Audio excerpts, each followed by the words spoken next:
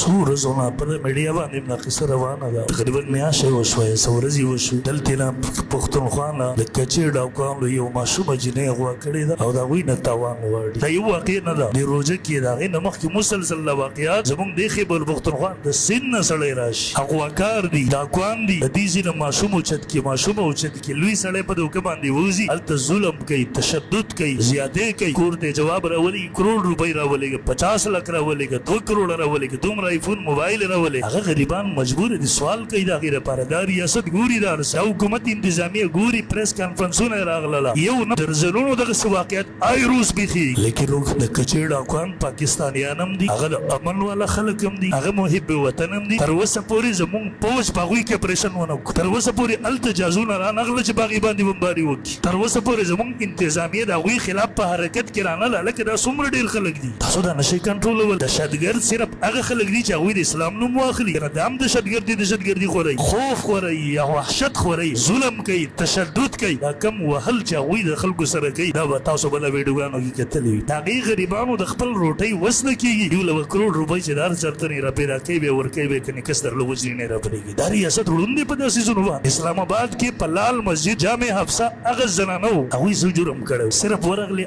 ارنډي خانو ته هغوی ته دعوت ورکوو چې دا شمه کوو زیات نه زیات هغوی ډنډه راواغېستله په لاس کې ریاست په حرکت کې راغی پوج راغی جازونه راغلل ټینګونه راورسېدل اسلحې او دهشت خوره یره کوي دا چې دلته اپریشن کولی شو اسلام آباد په منځ کې ستا تیاري په حرکت کې راتلې ستا پوج په حرکت کې راتلو ستا پولیس په حرکت کې راتلو ستا ملیشه په حرکت کې راتلو دې ظلم جبر باندې ستا دغه پوج ستا دغه تیاري ستا دغه ټینګونه ولې په حرکت کې نه راځي دیو د اسلام نوم اخلي دا دهشتګرد شو دغه د اسلام او د رسول الله نوم نه اخلي هغه آزاد دي هر څه چې کوي عجیبه خبره ده زموږ ذهنونو کې نه راځي داسې تر اوسه پورې هغه زنانه دهشتګرد وي تا شهید یې کړلې تا اپریشن وکړو تا تارونه خاردار تا وکړله دا ولې نه کې تا ته تکلیف څه دی دا ظلم ته نه ګوري یو عام شهري ګوري ته نه ګوري دا اوس یو جنۍ ماشومه غوا کړې ده تختولې میاشت کېږي ریاست د هغې مخې ته د څو ډاکوانو مخې ته پوره ریاست بیا بسه دی هغه ریاست چې هغه د انډیا غونته کې طاقت ته په یوه نیمه ګنټه کې د هغوی ټول سیسټم جام کړو یو دغومره ایټمي طاقت ته شکست ورکړو هغه ریاست د یو څو ډاکوانو مخې ته بیا بسه دی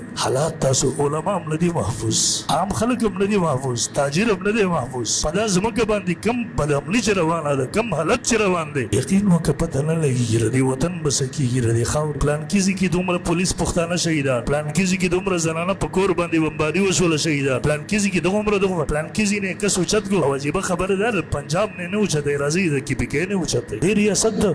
حکومت ته موږ نه وایو تاسو به اخر خپله ذمهداري نه پوره کوئ صرف د عوامو ټیکسونه باخلئ روزانه په بنیاد باندې دومره ټیکسونه یقین وکړه به خو کې خوږه کړې ده د دې عوامو د وینې یې دغسې وسکل لیکن دلته امن پس په نوم یو څیز دلته د ير یو حالت مسلط دی د خوف یو حالت مسلط دلته بدتخوري ده دلته ظلم دی دلته بدامني ده یقین وکړه د کور نه سړی وځي دا یقین سړی نه چې واپس وراشم که روانه شي اتیم ادم نه کړي چېرې په دې اتي باندې قرباني کېږي ځکه اتي حلال دی ګورې اتي حرام نه دی ګورې اتیم دی یا خوري خلکو دا خو د خلک میخه یادوي والله العظیم که په میخه باندې قرباني کوي قسم درته خورم او زه د قرآن کریم باندې اله قسم خورم چې کله یو مسله ماله داسې روښانه شوي نه څنګه چې د په شانته یې روښانه او ښکاره نه وي ځکه چې یو شیز په قرآن او حدیث کې نه وي تر دې کرامو هم پرې نه وي کړي په هغې باندې موږ وایو یاره قرباني کېږي روایتونه پکې کم ذکر کوي کم روایتونه چې ذکر کوي منګړت دي قسم دی دروغ د ځان نه جوړ کړي دي په میخې باندې قرباني کېږي که نه نو خلک په لوی پریشانۍ کې اخته دي یو پکې دی اذا وسد الامر الى غير اهله فانتظر الساعه کار چې کله نه اهل تعالی چې نبی علیہ السلام پر موږ به قیامت انتظار کوي په دې ګوره ځان پوه کوي سوارل سوکاله چې زمونږ تاسو کم دین را رسېدلی دا صحیح دی نن سبا چې نوي مسلې څوک راوباسي دا غلطي دي سبا به څوک راپاسي درته وایي چې دا منځونه هم غلط موږ په شک شو دې مولایان موږ په غلط اخته سوارلس سوه کاله چې کوم دین را رسېدلی دا صحیح دی نن سبا چې څوک دا غلط ثابتول غواړي یقین وکړه په خپله د ګمراهۍ شکار دې ځای کې اوابي راپورته شو وایي یاره په دا میخه باندې قرباني نه کېږي ولې نه کېږي لکه وایي یاره نبي علیه السلام او صحابو په دې قرباني نه ده کړې نو ته ورنه تپوس وکړه دومره خو تعالی م الله عقل لرکړی دی ورته ووایه دا میخه او سنډا دا حلال دي که حرام تا ته به چې حلال دي ورته دلیل څه دی نبی علیہ السلام او صحابه کرامو کله دا میخ یو سنډا غوښه خوړلې ده نه ده خوړلې هغوی نه ده خوړلې ته بیا حلال ګڼي زمانه ته مطالبه کوي چې نبی علیہ السلام او صحابه په دې قرباني کړي و خیر زدر نه مطالبه کوم چې نبی علیہ السلام او صحابه میخه سنډا د دې غوښه خوړلې ته و خیر بسم الله هغوی کنه ده خوړلې ته به ولې خوري تور نه د بوسوکا ور دې میخي د دې د پي د دې د ماسته د حلال دي که حرام درته بوجه حلال ورته نبی علیہ السلام او صحابه استعمال کړي دي خاموش دریم نمبر تور نه د بوسوکا ودا د میخو چې یو سړی سره ډېرې میخې او سنډاګان دي زکات به ورکوي تا ته به او بالکل به زکات ورکوي ورته دلیل وښایه قرآن یا حدیث نه نو تا ته به وایي چې کوم نصاب د غوا دی حق نصاب د میخې دی نو زکات کې ته په غوا باندې قیاس کوې په حلت کې ته په غوا باندې قیاس کوې په پیو ماستو کې ته د غوا حکم په دې باندې هغه به لګې نو بیا د قربانۍ په مسله کې تا د غوا نه ولې جدا کړې ده ګورې په دې مسله ځان پوه کوي میخه مستقل زناور نه دی دا د غوا یو قسم دی یو نوع ده د اهل لغت په دې باندې اجماع ده د ائمه کرامو په دې باندې اجماع ده باقی دا خبره نبی صلی الله علیه وسلم او صحابه په نه د کړنو هغه وخت کې په عربو کې دا میخي او سندان دا سيزونه نو عموما چې یو نمځ کې به ممتل کېدل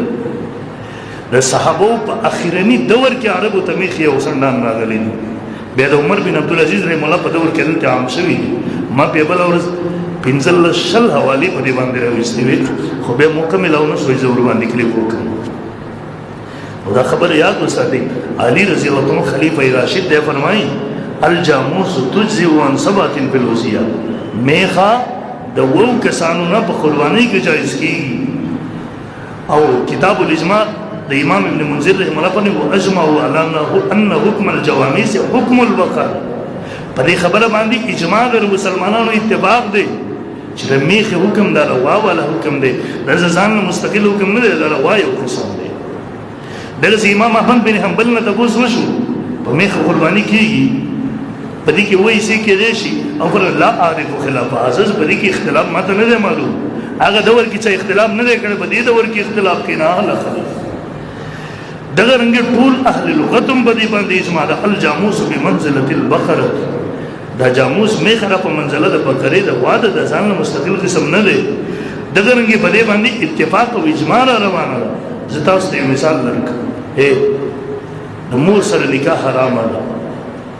په دې باندې زموږ تاسو اتفاق د قران امهات ذکر کړل میان دوته وي د نیا سره هم نکاح حرام ده قران کې د دې ذکر نشته لري تر یو نه د بوزو کې د نیا سره نکاح حرام ده په قران کې ماته وخایا تا ته وایي چې نیا ځان نه قسم نه په امهات او په میاندو کې داخل ده نو قران وایي د میاندو سره مور سره نکاح حرام ده نو چې د مور سره حرام ده نیا په مور کې داخل مستقل قسم نه ده دا غي سره هم حرام ده دغه څه ورته ته وایا په کومو دلایل سره چې د غوا قرباني جایز ده په اقا دلایل سره د میخ قرباني جایز ده په کومو دلایل سره چې غوا حلال ده په اقا دلایل سره میخ حلال ده په کومو دلایل سره چې د غوا ماستو په حلال دي په اقا دلایل سره د میخ په هغه حلال دي په کومو دلایل سره چې د غوا هغه زکات هغه ثابت ده په اقا دلایل سره د میخ زکات هم ثابت ده دا ځان له قسم نه ده په شکوک او شبهات کې مو ورځيږي